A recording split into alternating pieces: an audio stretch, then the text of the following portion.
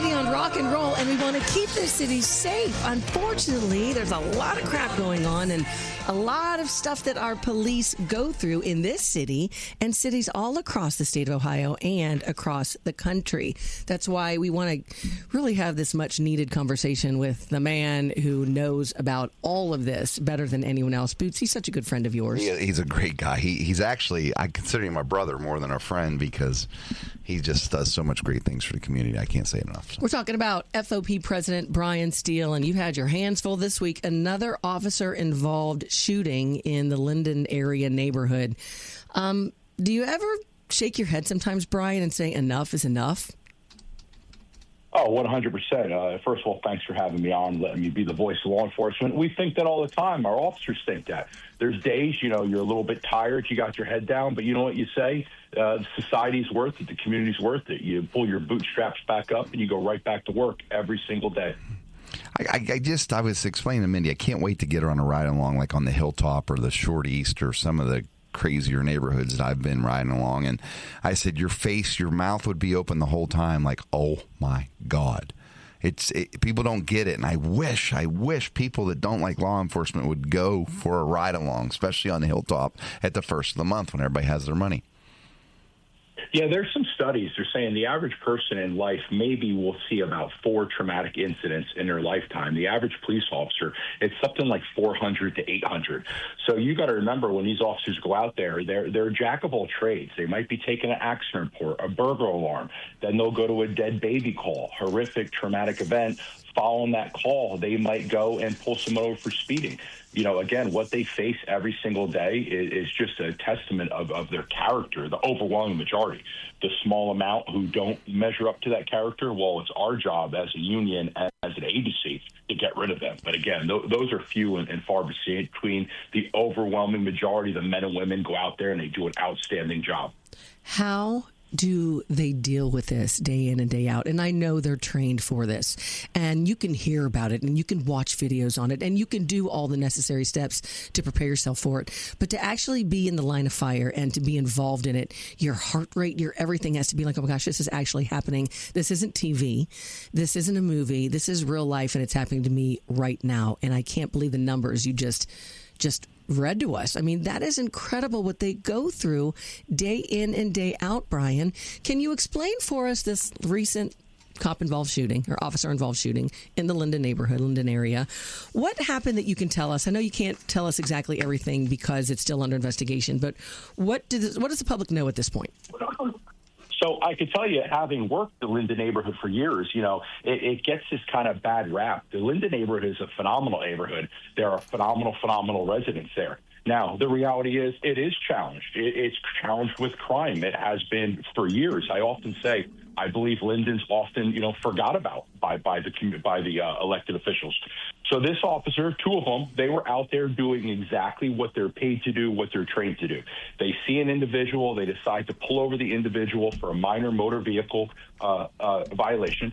That individual chose to flee them. Mm-hmm. He fled them. He ended up bailing from his car, and the officers lost him.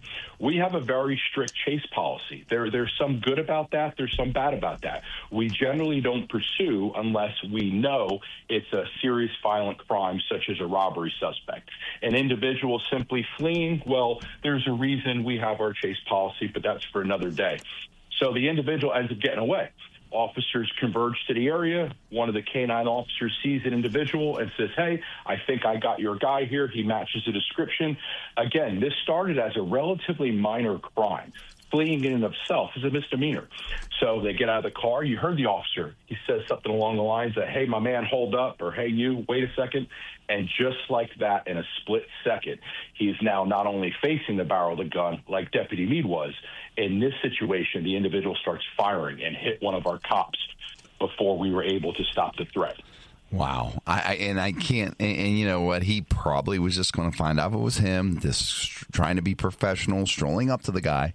And it was a routine traffic stop. It didn't have to end this way. But Brian, my understanding, this guy had parole violations. He had warrants for his arrest, and he wasn't a very good dude. He wasn't a fifth grade graduation picture dude, right? A recidive violent offender who never should have been out in the streets. You've heard me say this ad nauseum.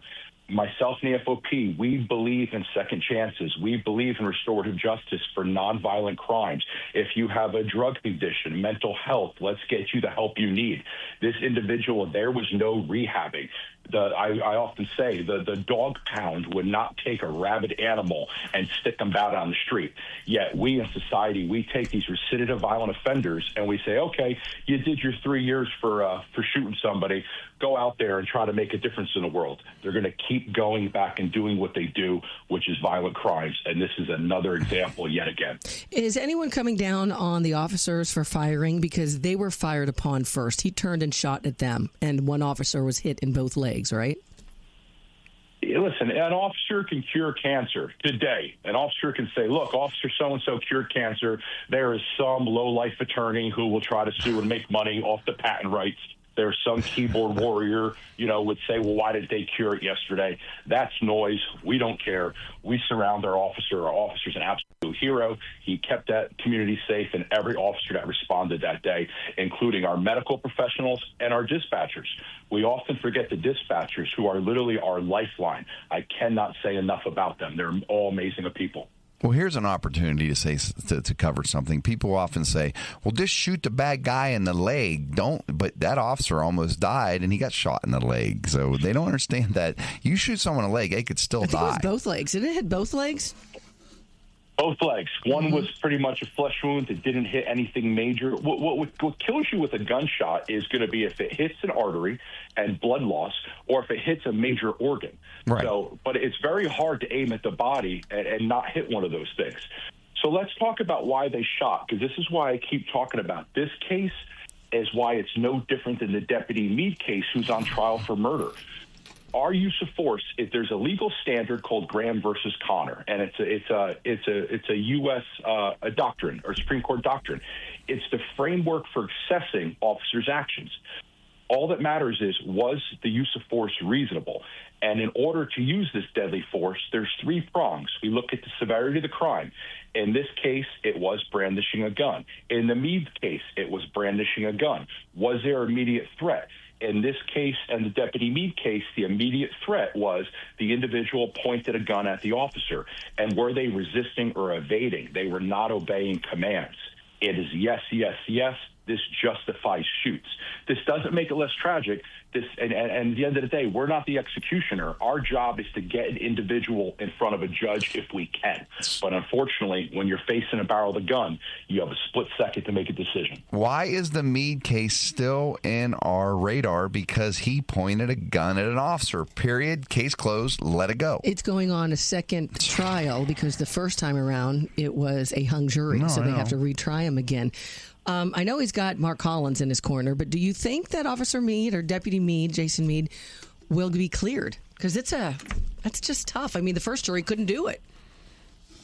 Yeah, I could tell you, based on the facts of the case, again, this is a cut and dry shoot.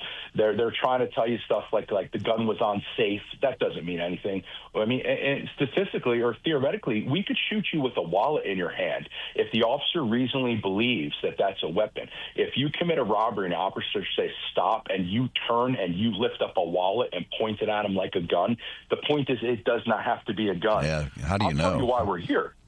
I'll tell you why we're here. In 2020, when Tyack defeated O'Brien. Remember, this is all political. Tyack's campaign manager was a young lady named Miss Merchant. She made a tweet after Tyack won. It said, "We did this, Franklin County. We took over the prosecutor's office." And then she wrote hashtag Henry Green, hashtag Tyree King. Those are individuals that were shot, killed by the police.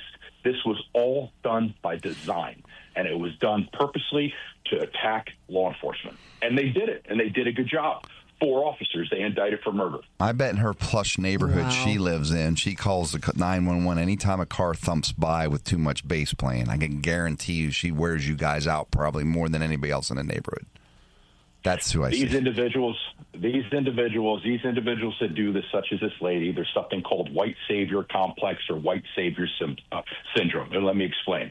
They believe that they are the saviors of people of color. They believe that people of color do not have the intelligence or the willpower to do it themselves, so they're going to come in and do it for them. To me, that is racism. That is. As a student of black studies, they will tell you that's imperialism. That's colonialism. These are some of the most racist people in the world, but they're simply masked. My black friends and I have talked about that, and they don't want that. They don't want that help. They can do it themselves, you know? We need to take a break, but on the other side of this break, I really want to ask you what it's like for people who are maybe thinking about becoming a police officer. Are the numbers down? Because it's a gosh, man, it's a tough profession right now. Don't answer right now. We're talking to FOP President Brian Steele because we have to take a break. But I do want your thoughts and anything you could say to maybe encourage joining the police force, because it's a tough road to hoe right now. All right, this is Real and Raw with Mindy and Boots, brought to you by Peak Retirement, protected by the undefeated American-made Tattletale Alarm System on 98.9 The Answer. It's time to get real and raw with straightforward talk on the important issues facing us today. This is Real and Raw with Mindy and Boots on 98.9 FM. The Answer. Help me, Brian. There has been assault on my studio. Hold on, Boots. We got to play something. Ready? Go ahead, Chris. Play it. Ready? Happy birthday to you. Happy birthday to you. Oh, yeah. Happy birthday. Dear Brian. Wow. So a little birdie told us, Brian Steele, the president of FOP, that it's your birthday today. Is that true? It is. It is indeed my birthday. Thank you. Thank you, Andrew Heston. He knew, and he sent me a text. He said, hey, today's Brian's birthday. How old are you now? Are you allowed to say? Yeah, I'm 48. 48. 48 and looking great. Wow, 48 and always on call. I appreciate it. But hey, we just I went for a walk and took a nap. So there you go. Day and 48 with the kids. But dealing with police officers, you probably feel like 84 with everything that you have to deal with day in and day out and what they face. Mindy just broke part of the studio, so I need to come by and take an incident report. Handcuff me, take me away. But you know what? I drive myself crazy because I run back and forth. Boots just gets to sit behind this mic. Oh, I know. That's all I do. Look pretty and not worry about it. Where I have to rearrange everything and arrange something, go back and forth. I wanted to make sure to go into the studio, tell Chris it was your birthday. We wanted to play the birthday song. I drive myself crazy. Poor Randy. But it's all worth it. Poor Randy's got his hip replacement surgery. Have you ever had one of those, Brian? I have not. No. Hopefully never. Oh, my gosh. I tell you what, hopefully you have a good wife by your side because, men, you guys are babies. Men are babies. Just kidding, Randy. He's doing a great job. Hey, so, Brian, real quick before we get on, when you're on at home at 2 in the morning and there's a shooting, you got to get up and go, don't you? Yeah, that's right. What if you're out on patrol, because you do patrol, a lot of people don't realize that about you, you're still out on a beat.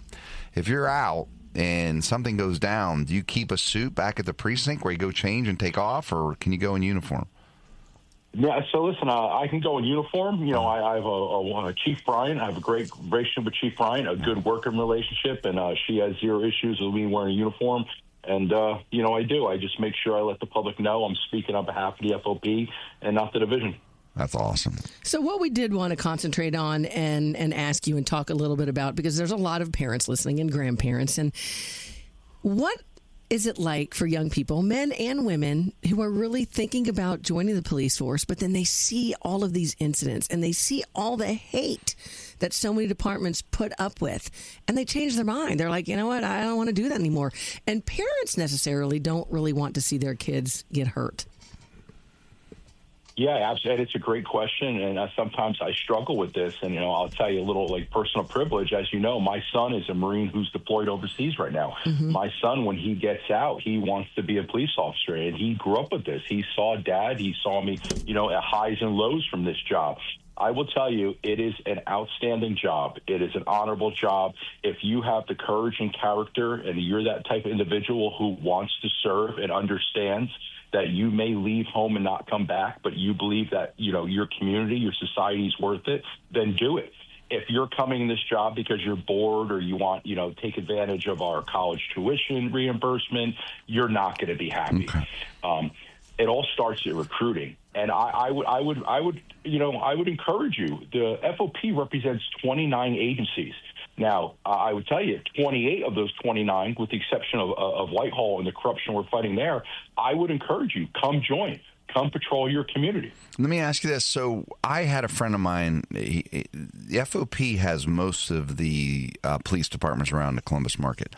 A friend of mine's son wanted to be a police officer, and I said, well, if I were you, I'd go to Worthington or Grove City or Hilliard or Westerville, where they back their police. I have a bad feeling that my Columbus buddies don't get back the way they should. Is that a true statement, or should they all fall under the same blanket black cloud you guys fall under?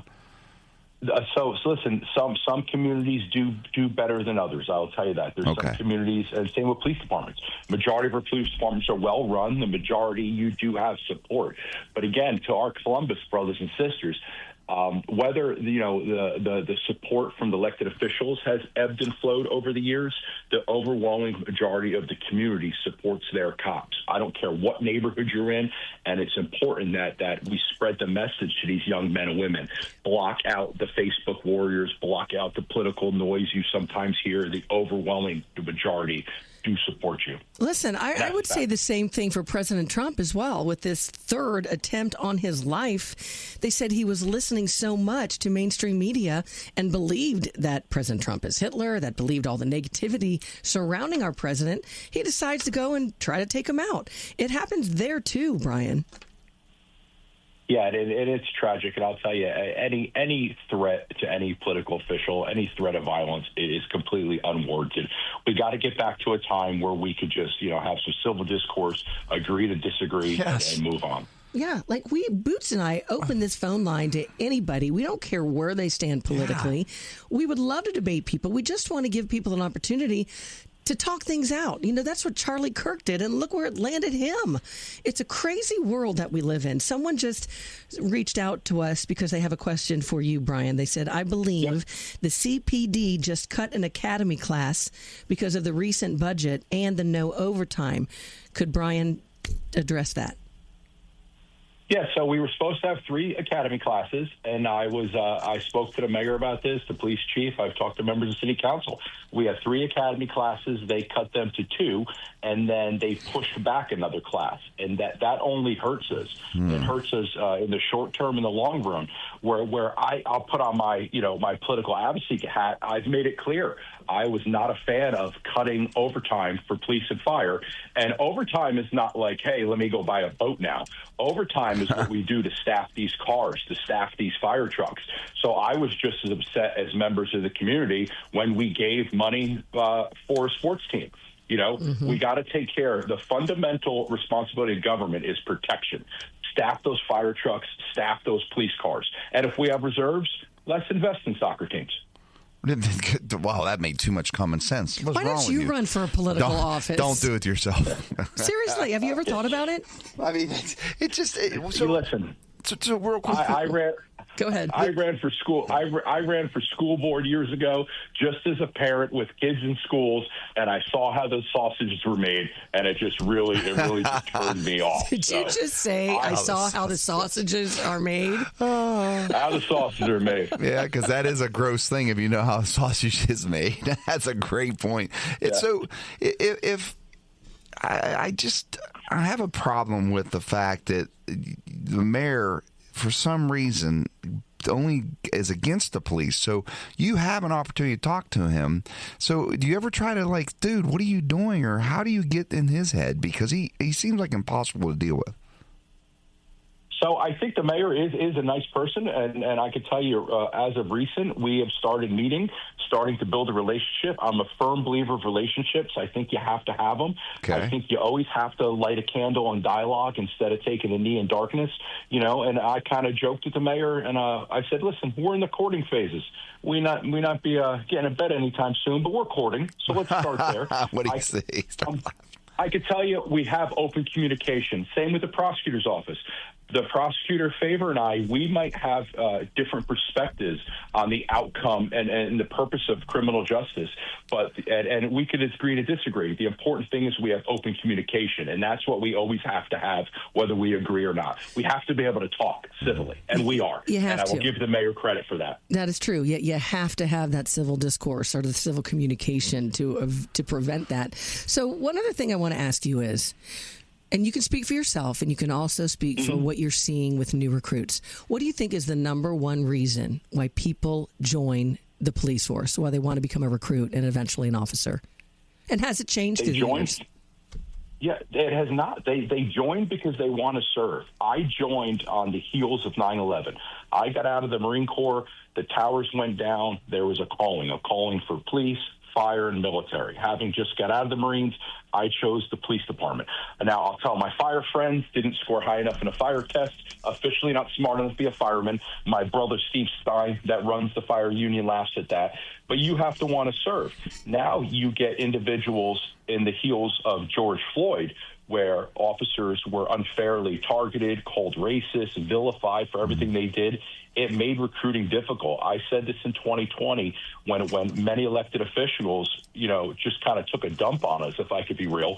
It's going to take 10 years to get this back, and we're still feeling the effects. What about women? Are you seeing more women want to join the police force and firefighters? So listen, we have roughly 10% of our police force is women, 12%. There is this initiative, 30 by 30. They're trying to make 30% of I've heard about that. women by 2030. But buzzwords like that, I don't believe in. Listen, it's the character. We have outstanding women that are officers, outstanding minorities that are officers. It does not matter, male, female, color, skin. It all comes down to recruiting the highest possible character, no matter what their religion is. I don't care their race, their sex. And then you just want to serve, and you have to be service oriented. That's what we do. We are customer service. We go out all day and we provide calls for service. Yeah, I mean, you're like a waitress, but in danger. You have to always be nice. You always have to be cool. You always have to be a big-hearted person. And then if worse comes to worse, then you may have to take a life. I can't do that job. I could not do your job. I would walk up to your car and you mouth off to me. I would probably go to jail. I couldn't do what you guys do. Tremendous restraint. I can't imagine. I just can't imagine. I'm a sovereign. What's they say? I'm a sovereign citizen and all this garbage now. You're something, all right. Oh, buddy. Brian Steele, president of FOP and birthday boy. Thanks for spending some time with us on your birthday. We appreciate it. How long before you think that we will have a jury decision in Deputy Meade's case? Well, I think maybe this week you'll see the defense. I'd say, possibly Friday. Most likely it'll go into the next week. The prosecution called about 35 witnesses, none of which were there at the scene. Only 2 people were there, Deputy Meade and Mr. Goodson, who is unfortunately not here to tell a story. Okay. So they could put all the witnesses on in the world. All it's doing is delaying the inevitable. All right. Well, we'll talk to you soon, brother. Appreciate you. Be safe out there. Thanks, Brian. Thank you so much, everybody. All right, no problem. This is Raw with Mindy and Boots on 98.9 The Answer.